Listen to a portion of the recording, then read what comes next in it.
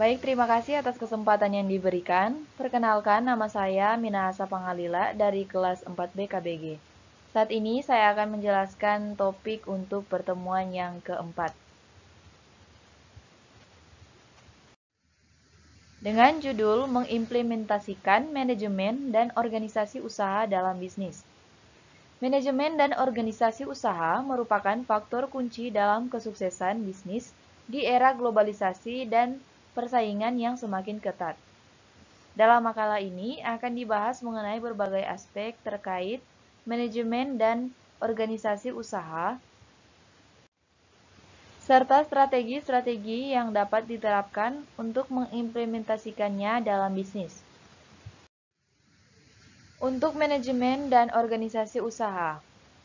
Manajemen, proses perencanaan, perorganisasian, pengarahan, dan pengendalian sumber daya untuk mencapai tujuan yang telah ditetapkan.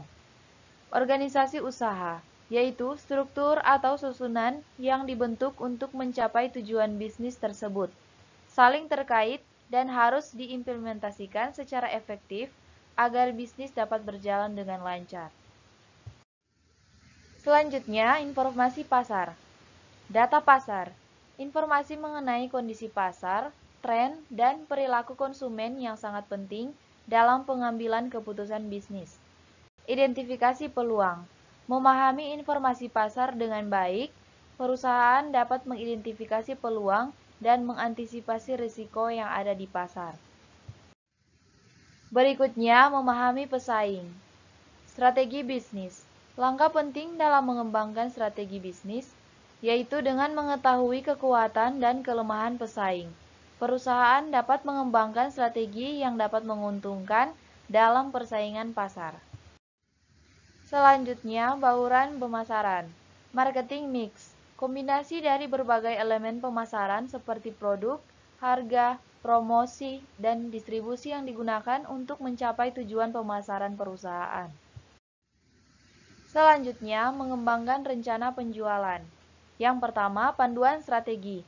Mencapai target penjualan yang telah ditetapkan dengan mengembangkan rencana penjualan yang baik, perusahaan dapat meningkatkan efektivitas dan efisiensi dalam upaya pemasaran dan penjualan produknya.